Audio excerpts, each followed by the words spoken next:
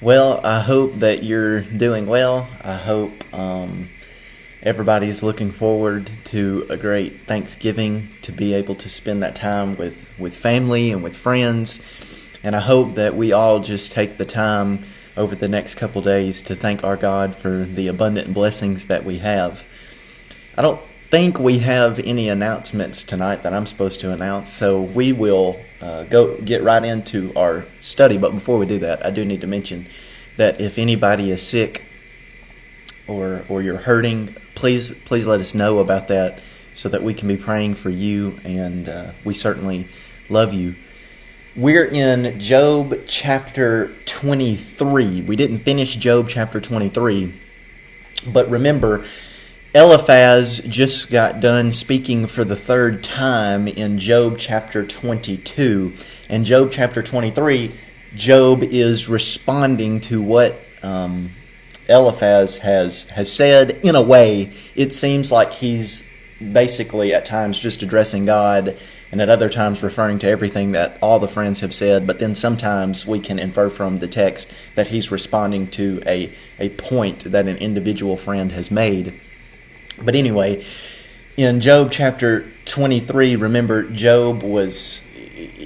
it's almost like we could see his hope was renewed at the beginning, because he pictures being able to walk up to the throne of God, and he knows that God's throne is established on justice, and because of that, he knew that if he could just come before the throne of God, God would acquit him, and all his terrible ills would cease in his life.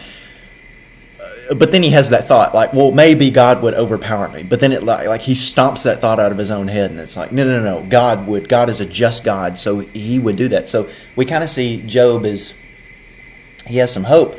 But then the problem is, we see in verse 8, like we read last week, he says, "Behold, I go forward, but he is not there, and backward, but I do not perceive him. On the left hand, when he is working, I do not behold him. He turns to the right hand, but I do not see him." It's the theme of divine hiddenness in the book of Job. Job is wondering where God is at, but God is nowhere to be found in Job's mind. So that's a bit of a problem, because he needs to speak with God, but God is nowhere to be found, and if God's nowhere to be found, Job's miserable condition will persist. At least that's how he's thinking. But in verse 10 he says, "But he knows the way that I take. When he has tried me, I shall come out as gold." Well, here we see Job's hope again. That God knows the way that Job takes. And after he has tried him, Job will come out as gold. Remember, I think it was Eliphaz, Yes. In Eliphaz's speech in verse 12, he said, "Is not God high in the heavens? See the highest stars, how lofty they are. But you say, what does God know? Can he judge through the deep darkness?"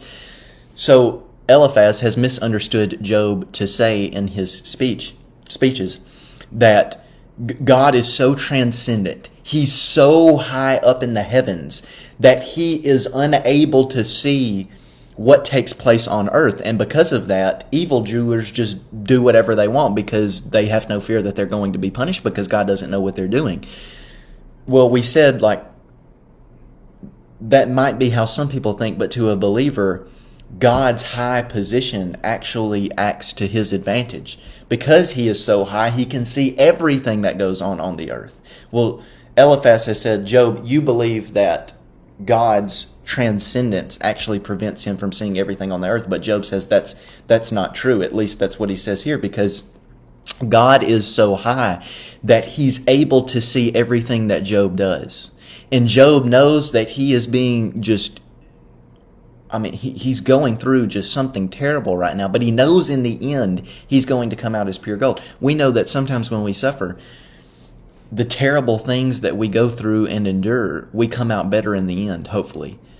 Like, spiritually, we gain characteristics that we wouldn't have had if we wouldn't have gone through the trials that we experience in life. So as gold goes through the fire and comes out refined and purified, so does one's character when they're subjected to intense suffering in their life, hopefully. That's the goal, at least. Verse 11, I think, is where we stopped. And this, I said, was like maybe one of my favorite Bible verses in the entire Bible. My foot has held fast to his steps. I have kept his way and have not turned aside. I have not departed from the commandment of his lips. I have treasured the words of his mouth more than the portion of food. Let me tell you something, Eliphaz. You told me to repent and to receive the instruction of God. But let me tell you what I've done. I have taken the commandments of God and I have internalized them. I have made them a part of who I actually am. And because of that, I am able to be obedient. I am able to avoid sinfulness. God has set a path for me, Job says. And I haven't wandered from that path. My foot hasn't departed from that path. I have kept my eye on the prize. And I've been obedient. But he is unchangeable, and who can turn him back? What he desires, that he does. For he will complete what he appoints. For he will complete what he appoints for me, and many such things are in his mind. Therefore I am terrified at his presence. When I consider, I am in dread of him. God has made my heart faint. The Almighty has terrified me. Yet I am not silenced because of the darkness, nor because the thick darkness covers my face. Job knows that he has confidence. He has confidence in the fact that he's been obedient, that he's kept the commandments of God. But he's also terrified at the same time. Because when he thinks about the holiness of God, when he actually thinks about God's character, he realizes that he cannot measure up to that. And if he were to come before the presence of the Almighty, well, he ranks very low on the totem pole. God's holiness is something that is scary. Well, there's more to say about that, but we need to get to chapter 24. Job continues in chapter 24. Here's what he says. Why are not times of judgment kept by the Almighty? And why do those who know him never see his days?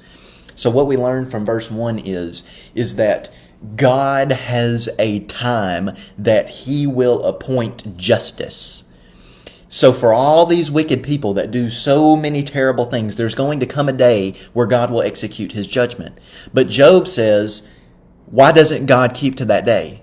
Like, it doesn't seem in some instances that God actually executes his justice. And even if he does, he never does it in the time that the righteous person lives, where they can see God actually execute his judgment and see the demise of the wicked. So here we go again. We're struggling again with the doctrine of retribution. The friends. Well, God always rewards the righteous and he always punishes the wicked. Job has said, no, that is not true. Look, there are instances where the wicked prosper, and the friends they've come back and they've said, no, Job, you've misunderstood it. If the wicked do in fact prosper in this life, it's only for a short amount of time, and then God will execute his judgment. And then Job comes back and he says, no. What about the wicked people that are successful throughout their entire life and they die this great death? What about their punishment? Well, the friends weren't really willing to deal with that idea. But here we go again, Job saying, what about that day of judgment that's supposed to be kept by the Almighty? Here we're about to see some instances of how wicked some people are. Some move landmarkers. They seize flocks and pasture them. Now, according to the laws that we find from God in the Pentateuch, this was a grave offense. These landmarkers that delineated your property from another person's property. They acted as your property markers. To move those was a terrible offense. But what we see here is some people do that. They go out and they move somebody's landmarks. They seize flocks and they pasture them. So not only are they cheaters, but they're also thieves. Now, maybe they move the landmarkers, and when they do that, a person's livestock is now on their property, so they seize them in that way. Or maybe they just like come and they just take them from the owner. I don't know, but it's terrible. They drive away the donkey of the fatherless. They take the widow's ox for a pledge. Just how low can people get? Well, for the orphan that is working hard so that he can eat food and relies on his donkey for his pay, at least, so that he can eat, the wicked, they take it from him. They don't care about the orphan. They don't care if the orphan starves for the rest of his life. They take the widow's ox for a pledge. They thrust the poor off the road. The poor of the earth all hide themselves.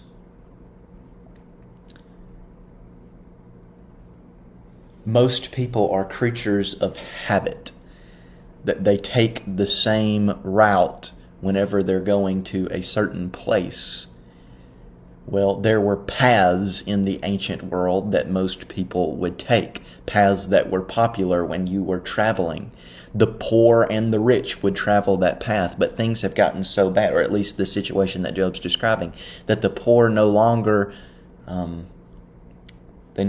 trod the worn path, because you can just see the rich lying in wait on that path, lying in wait for that poor person to walk across that path so that they can take advantage of them in some type of way.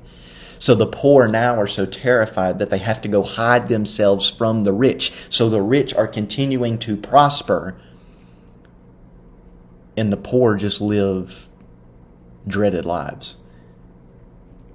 Behold, like wild donkeys in the desert, the poor go out to their toil seeking game. The wasteland yields food for their children.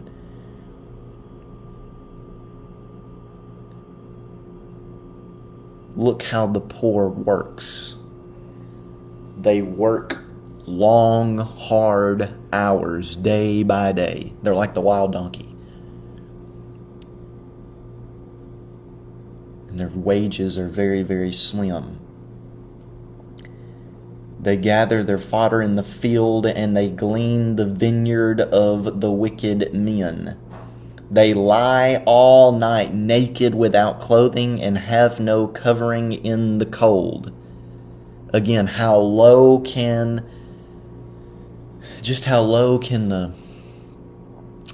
the rich be?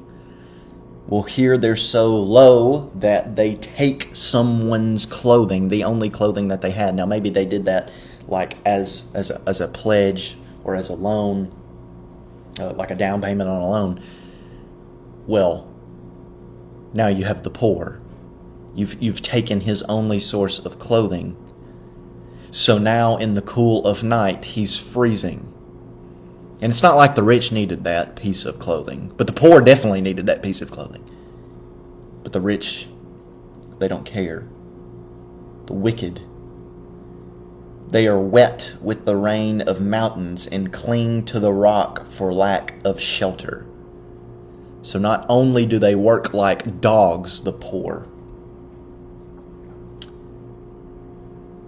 not only do they have no clothing, but they also have no shelter, so they're exposed to the elements of nature. So in order to get out of the rain, they go sleep under a rock, but that doesn't prove to be successful, because in mountainous regions, guess what happens? It rains, and guess where that rain goes? That rain would go right where that person is sleeping. So now not only are they freezing, but they're also wet.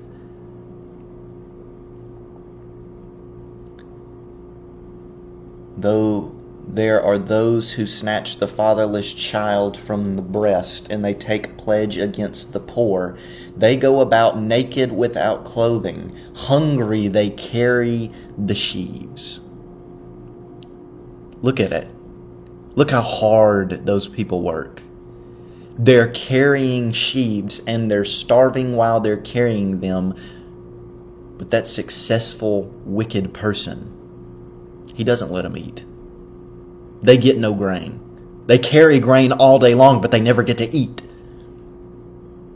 Among the olive rows of the wicked, they make oil. They tread the winepress, but they suffer thirst. Look at them. They make wine all day long, and they're thirsty. They're thirsty because maybe they came to work thirsty, but they're thirsty from the intense labor. But why would the rich care about taking care of the people that are under him? He's in it for his gain. He doesn't care if that... So, like what we see throughout this entire section is the lack of compassion that wicked people have. They don't care. That person that's hungry and that's thirsty, they just want to work them like a dog. And you know what? If they just go down and die, well, so be it. They're expendable. They'll just go get someone else and they'll do the exact same thing. From out of the city, the dying groan and the soul of the wounded cries for help, yet God charges no one with wrong.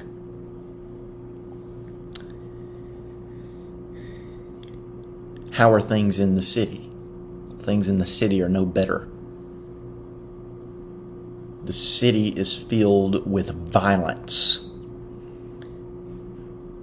But God doesn't seem to do anything about it.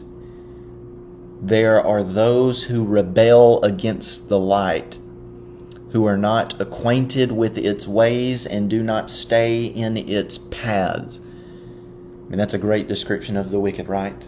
They hate the light.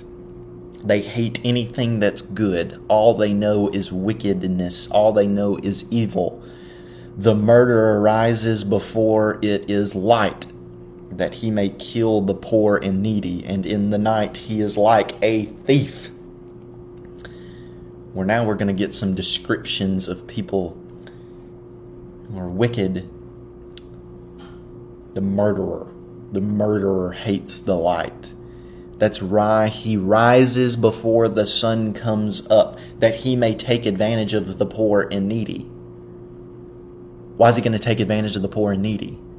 Because no one at this time seems to give a rip about the poor and the needy. So what if you see them in the street getting beat up? Nobody cares about them. They're worthless. They're useless. Like we said, they're expendable. And in the night, he acts like a thief. The thief, he hunts at night. The thief wants to be stealthy. He doesn't want people to see his attack coming. The light would act as a disadvantage to the thief.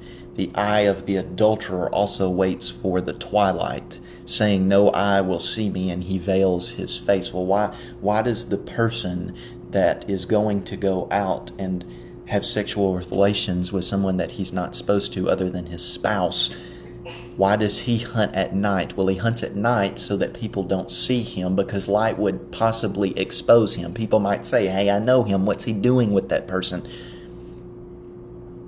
Veils his face. Well, that's all the time that we have for tonight. So next week we'll pick up right here. I hope that everybody has a great Thanksgiving, and I can't wait to see everybody Sunday. God bless.